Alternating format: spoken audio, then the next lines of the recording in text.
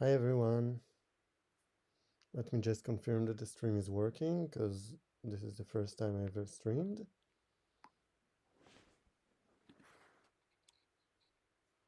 I think it works. So here's what we're doing today. I learned about this new and interesting database called EdgeDB. Basically, they're trying to do a regular relational database with a much improved language. For doing everything, it's like a modern version of SQL that hides the IDs of everything. It's a typed language. It's a lot more composable. It has all sorts of niceties, which we don't care about at all right now. What we do care about is I wanted to dip my toes in their code base. So I talked to them. I chose a nice open ticket in their bug tracker. The ticket says when we try to select like a field from something connected to a table, like in SQL this would be a simple join, select one field from a join, they generate an inner join with the same table, which is completely useless. It's silly. Like in SQL this would mean saying, like the basic query here would be something like select user join select deck.name from user join deck on user.deck id equals deck.id.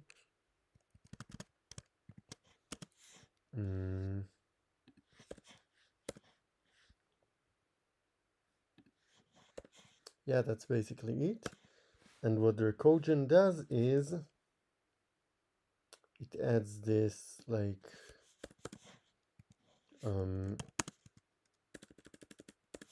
user join user u2 on user.id equals u2.id, which is, you know, silly. We would really rather go with the simpler query. Sorry, let's do some highlighting. With the simpler query, why not? And I checked with explain analyze, and this query is actually slower and does stupid things like the PostgreSQL query planner does not fix this internally. So yeah, it's an interesting bug. Let's figure it out. The first thing I wanted to do was to write a test that shows that fails, and I didn't figure it was very hard to do. So I talked to them on the Discord and convinced them there's a need to have a mechanism for this.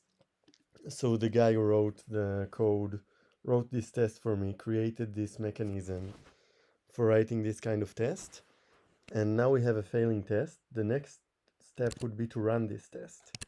So there's a page that talks about developing EdgeDB. I think I googled EdgeDB contributing and found this page, and it explains you need a long bunch of things to make this work. And first of all, you need to clone their GitHub with recursive because it has some submodules. Specifically, one of the submodules is Postgres, a very big submodule. Then you create a venv and you just install it -e dot, which means pip install this directory, including the test requirements. So I did this. It took a while. It did a lot of things. Not sure what, don't care at this stage. We're just trying to get our test to run and fail as fast as possible. So, ooh, yeah, I see it failed. And what I need to do is to create my virtual env with a newer Python. So let's do that. Deactivate. Oh, I have no idea what I'm doing here. I'm just trying to dive into a new code base. It's a complex code base. I don't know anything about it except it's written mostly in Python with some Rust. We're probably gonna spend time or waste time on things like installing a Rust environment. My aim here is for myself to dive into the code base and for you to get a peek behind my shoulder as I struggle with this sort of thing. Okay, so I need to create a virtual env for EdgeDB. -- Python, which Python 3.9 I think I have. Let's see. Yep, seems like it got me. And now we're gonna do the whole complex thing again. It will take a while. And I'm expecting it to fail on me not having all of these things. Pretty sure I have this and this. I don't think I have this. Let's start a new tab and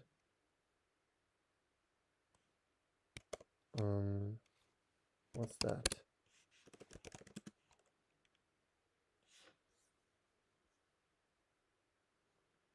I think Rust app is like a way to install Rust. Yeah. Okay, so I have at least something installed. Where did it come from?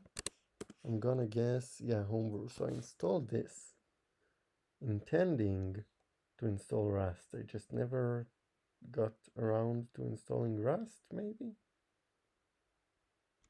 What happens if I just run this?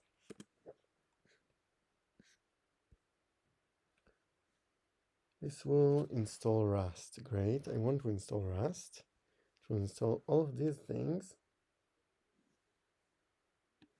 it will fix my ZShell env. Okay. Okay. Sounds wonderful. Which version of Rust does it want to install?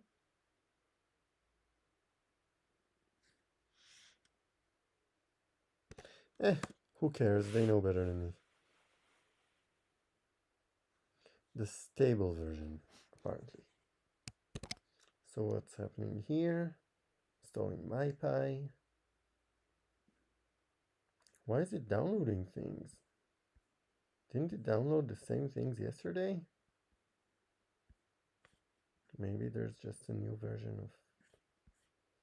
Maybe I don't have a good pip cache configured?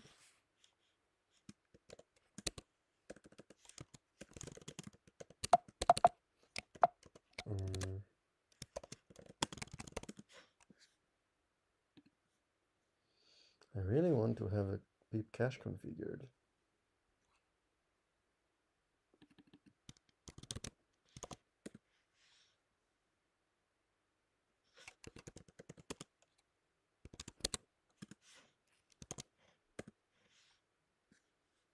Okay, I do.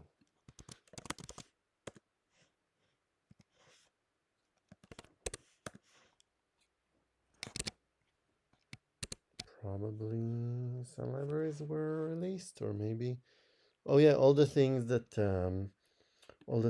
have binary stuff in them need the Python 3.9 version wheels, so are re-downloading. Okay. So I'm installing Rust. Seems to work.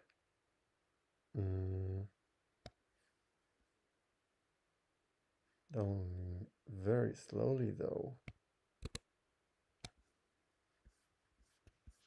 The Python stuff's installing and complaining about me not having Rust. Surprise, surprise. My laptop's getting pretty warm, by the way. which makes sense since I'm installing all this stuff. Welcome to the most boring stream in existence where we watch installers run. No, just kidding. I think it's time to start looking at the code since we have nothing better to do with our time and wasting time is frowned upon. So let's see how this issue even works. There's self._compile, which calls the pgcompiler.run codegen on a thing called a queue-tree, which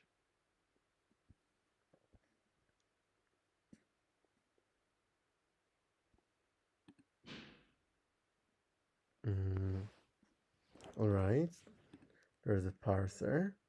Then the parser gives us this QL tree, which is some sort of AST, abstract syntax tree. Then there's a compiler that compiles it to IR, intermediate representation, like this simple assembly that they invented for their kind of language. It has default options that you have to give it. Then the IR is compiled to an SQL tree. And no idea what this means, but of course we're going to have a look at this step by step the moment we have it running. Oh my god, this is gonna take a while. I don't think I'm happy with this download speed. Is there anything I can do?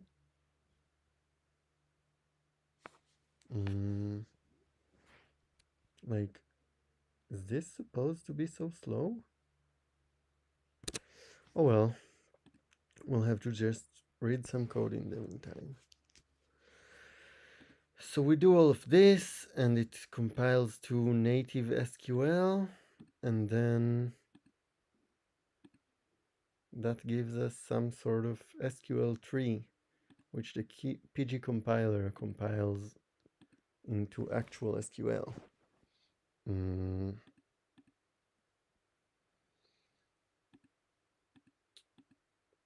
So our problem is not in parsing the simple query. It's either in compiling the query to intermediate representation or in compiling the representation to an SQL abstract syntax tree.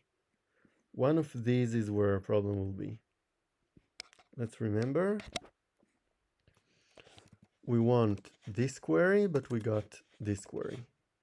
Like there's a completely useless self-join here that does nothing and isn't used by anything.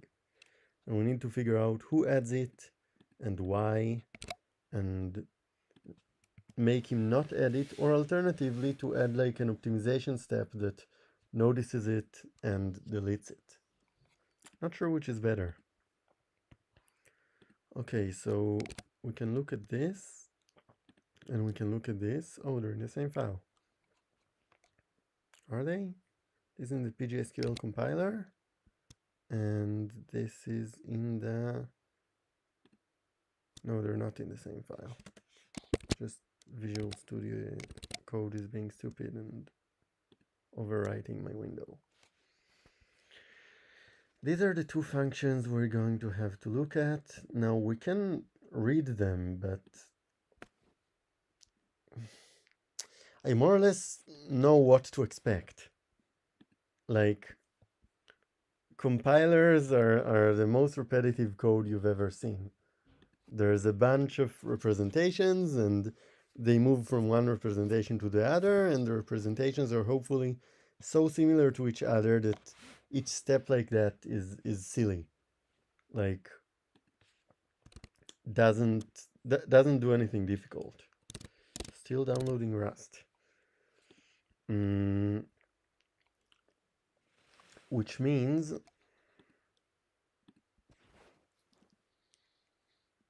I don't have to actually read all of this. I can guess what it does. I've written a few compilers in my life. This one will be more or less the same. Where's the actual thing?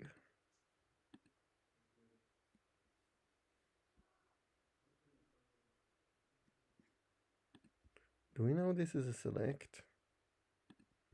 Because here they're creating a select as like the top level AST output abstract syntax tree. I'm not gonna say what an abstract syntax tree is, sorry, like this is a stream of me struggling out loud with a new code base, not a lesson where I teach all the stuff. People here from my dojo probably know what an abstract syntax tree is, and if they don't, there's a bunch of lessons that touch on that, pre-recorded that you can watch. But it's gonna be the star of our show. An abstract syntax tree is like a tree of nodes representing features in the language grammar. In this case, the SQL language. Before that, there's also the EQL language, where our query goes something like this, I think. So actually, we can just look at it in the test. Yeah. Oh, it's pretty simple. Man, isn't this nicer syntax than like this, even without this line? This EdgeQL language thing is nice. It makes simple things simple. I like simple things being simple. Rust, are you done? Yes, Rust is done. I need to restart my shell. Or I can just source the thing. And it works now. Let's do the same thing in this shell. And now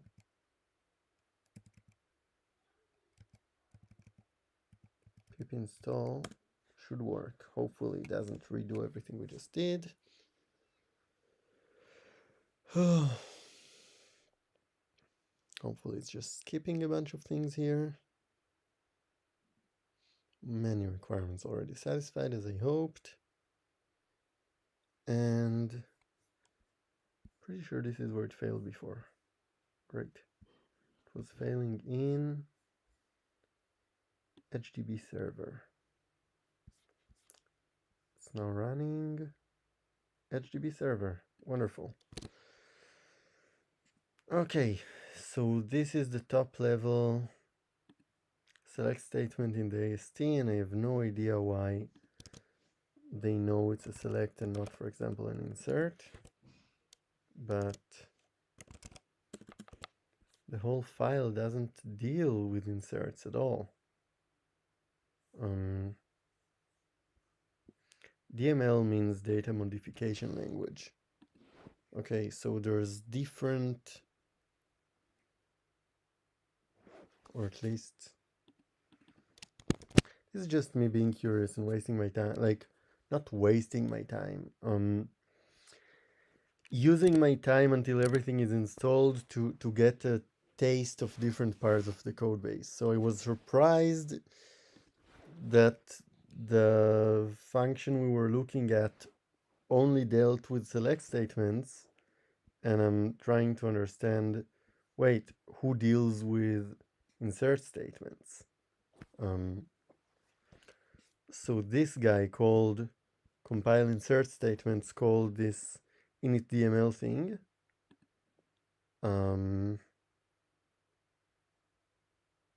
Although it already has a compiler context level, which I think, no, this is actually just some context. It's not what we were looking at. What were we looking at? How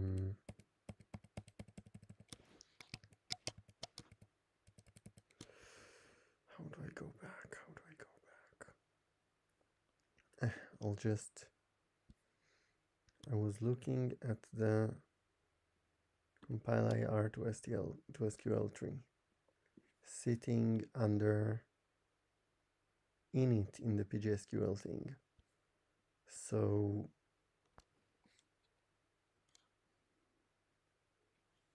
who calls this guy usually?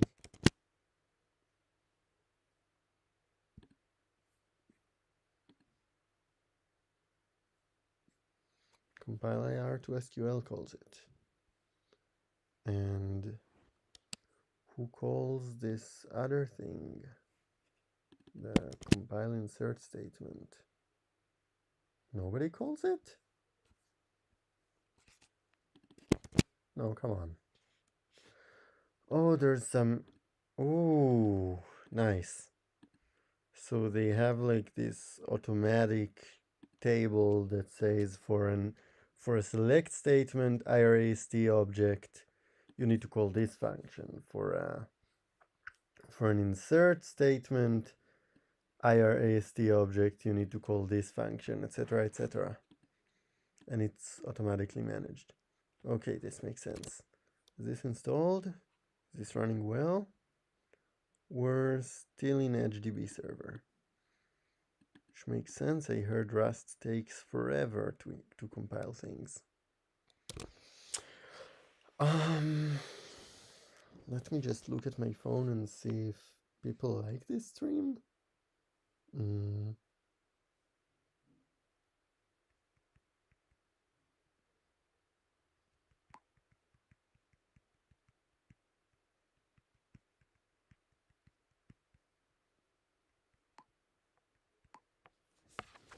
Okay. Not sure yet, I think. Oh, there's people writing in the chat.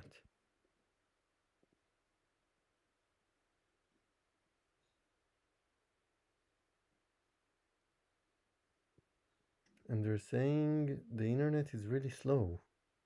I apologize.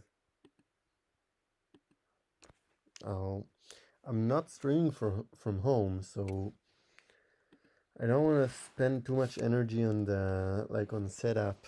This is not gonna be my regular setup. I'm actually streaming this from my phone, if you believe that. At a friend's house. Okay, where were we? We were waiting for all of this to install, and we're looking at basically... So we're trying to solve the mystery. If we have this function and it creates a select statement on the Postgres side, not on the IRAST side. Okay, I'm going to guess this is sometimes just destroyed. Like, what is it used for? Who uses it? What I expect to find out is that there's many things called ctx.rel and they're not all the same thing. What's this ctx thing even? Where did it come from?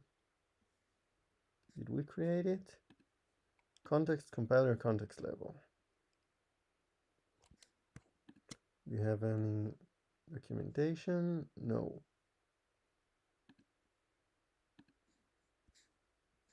But rel here should have some documentation. Current SQL subquery. Okay, so this is not really the top level thing, and I was just a bit confused.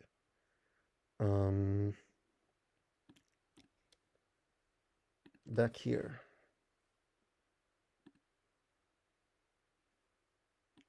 Underscore.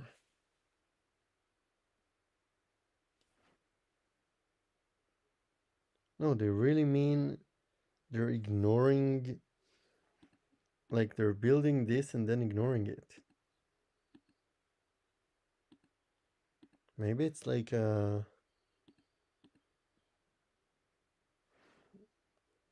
thing that modifies things as long as it's on the call stack. I don't know. Okay, that's a mystery for another day. I don't really care. What I do care about is... Okay, this is the dispatch thing we talked about, that they registered functions for compiling different IR expressions. And I wanted to somehow try and find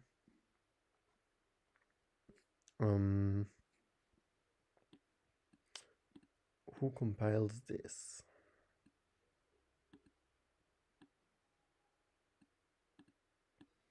Actually, that's gonna be really hard knowing nothing about this and Oh my god. Updating Git repositories. What's going on here? You're doing all these things. So at first,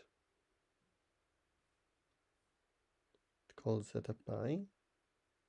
Setup.py is doing all of this.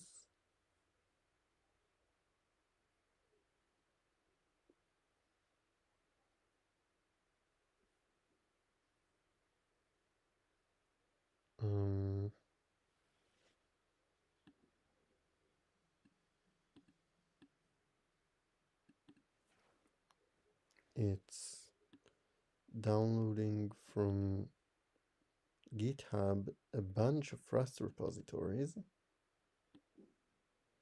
updating our own repository?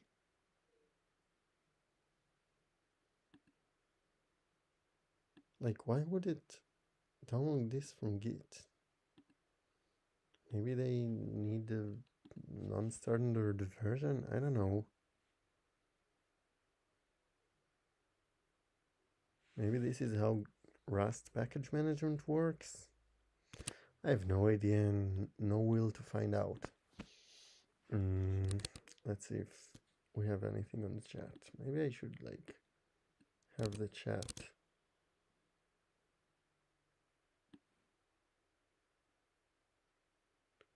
Oh, my internet download speed is slow. Yeah, okay, my internet download speed is definitely slow. Which is super weird because, like, the upload speed on my phone is much better than the network I was sitting on, but the download speed on my phone is much worse than the network I was sitting in. Super weird. Can I do anything useful with my time? Let's acquaint ourselves with how the IR itself looks and the different ASTs. So this compiles an AST to IR. That's great. How does the AST look? Like this guy.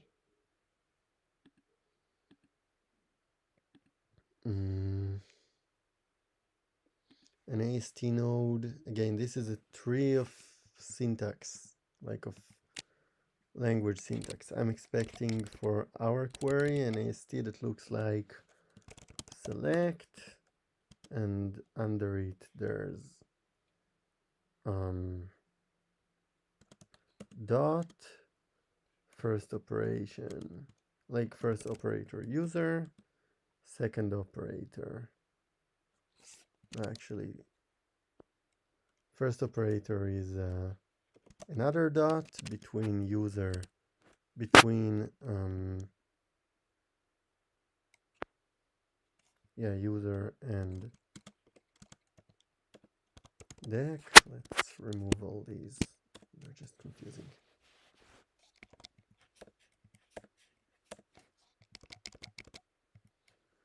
And the second operation is name. Of course, this will be table user, this will be I don't know, table deck, this will be field name, this will be operator dot statement select, whatever. But I'm expecting an AST more or less like this. The reason I'm showing you this is that the main tool I have when diving deep into an existing code base is my expectations of what the code base should look like. If I can more or less imagine what I'm going to find, then I have to read a lot less code. I only have to read code whenever I'm surprised. So this is the base class for all the nodes, and I have no idea what this. Okay, there's gonna be some function that prints all the fields this has, except for those here, which context is one of. So this is either none or a parser context. This is a system comment, optional. There's always going to be a function called dump EdgeQL, which for debugging purposes gives me the, like, this string from this tree.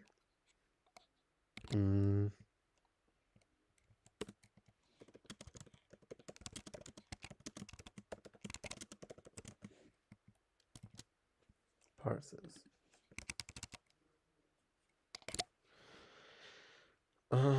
Okay, and now I can start looking at children. So there's a bunch of mixins like offset, order by, filter. No idea why they call them mixins. Probably because there's gonna be like select filter mixin, insert filter, select filter, insert filter, select order by, etc.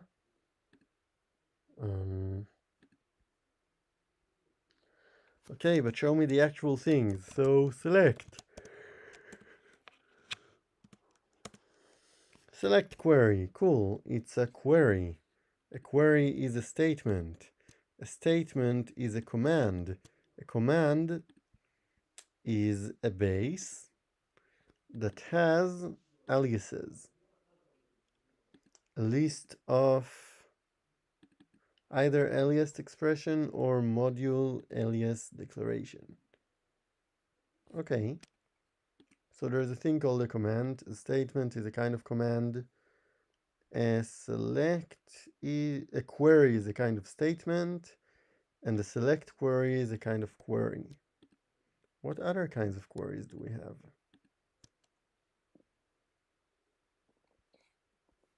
We have a group query, an insert query, an update. An insert query, that's very bad naming. Like, seriously, you cannot use the name query for inserts and deletes and updates. That's all right. So one thing to remember. Oh my god, it's doing a lot of downloading on my horrible internet and without even showing me progress. Keep reading without being able to run, which is horrible, but that's what we have. I don't really need like a millionth of this to run this code. Why am I even, like, what happens if I just try to run it? What happens if I try to run it? Yeah, I want to work on EdgeDB. Am I in the right place? Yes. How do the tests usually look? Like, usually run?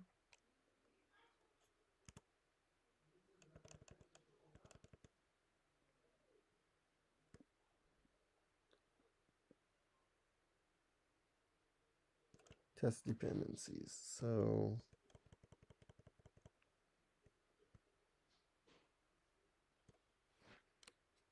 how do these tests run? Like, are they using Python's testing library?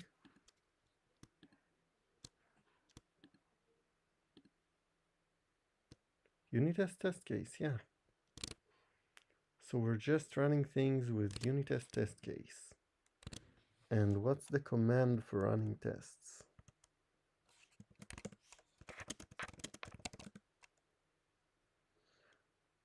Not the most useful search. Okay, really not the most useful search. Let's try searching here for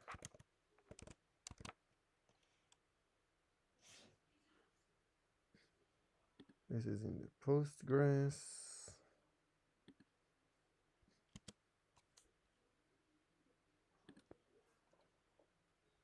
EDB test. Okay. So what's EDB?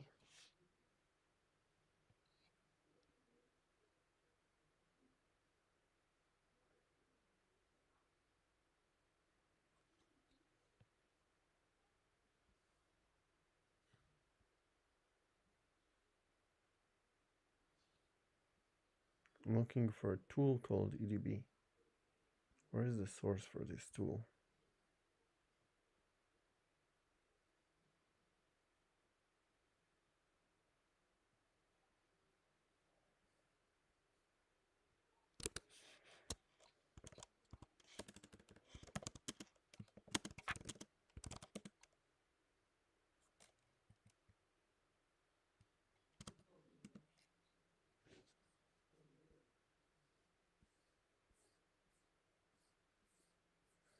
Extremely useless.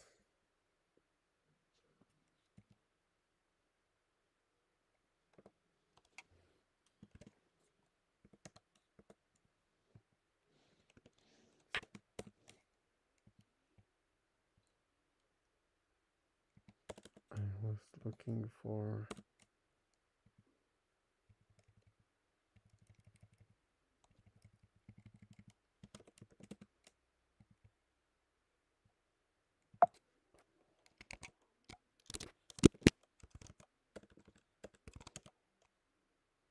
Okay, edb.py looks like a tool called edb.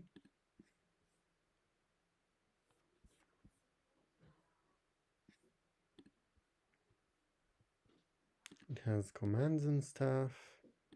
Yeah, click is probably some library for writing command line things. What's up with this? Okay, so I want to run this edb thing, of course. What? This did something? No.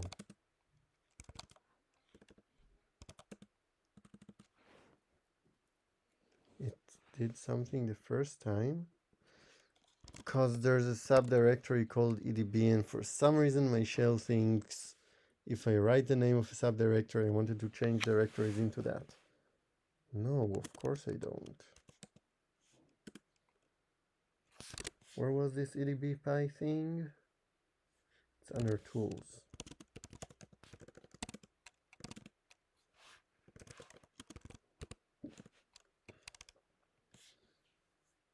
Can't import with partially initialized module edb.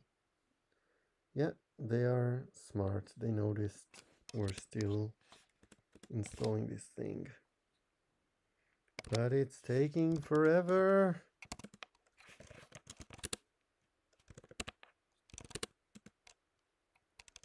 Still the same problem.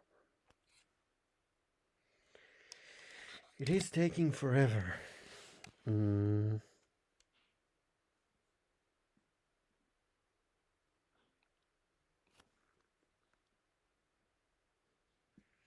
I don't know, maybe I should pause the stream until it finishes installing, because while it's possible to do all this code reading without being able to run the code, that's not the most productive thing. And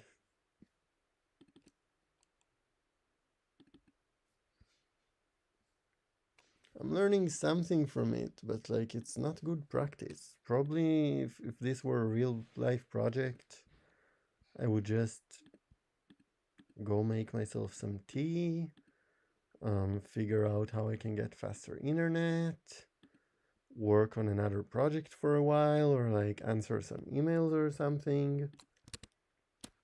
I really try to develop the habit of not letting my time be wasted. And right now my time is wasted waiting for this installation. Wonder, like,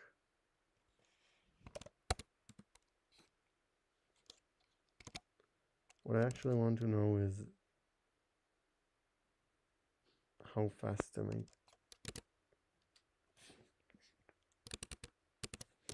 my internet is. So Mac network stats, activity monitor. Sorry.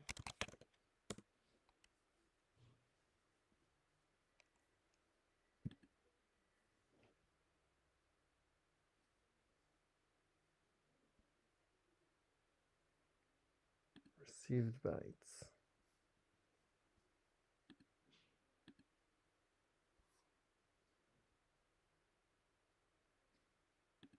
network. Oh.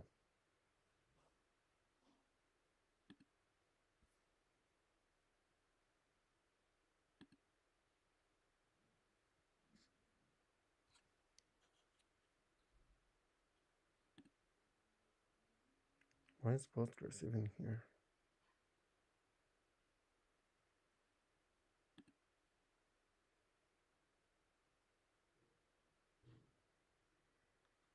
Yeah, this is extremely slow.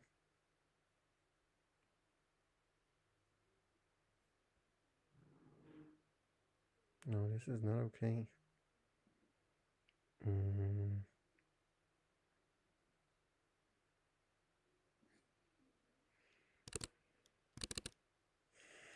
What can I do? How can I make any of this go faster?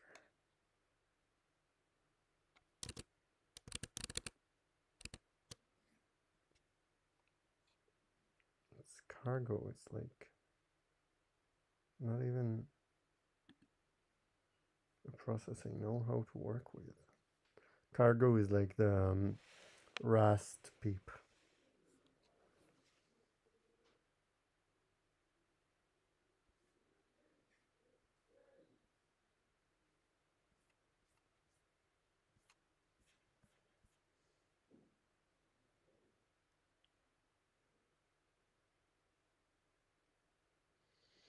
I can try to move to the other network. Okay, you know what? Let's do that and see what happens. I'm sorry, the stream will stop for a moment.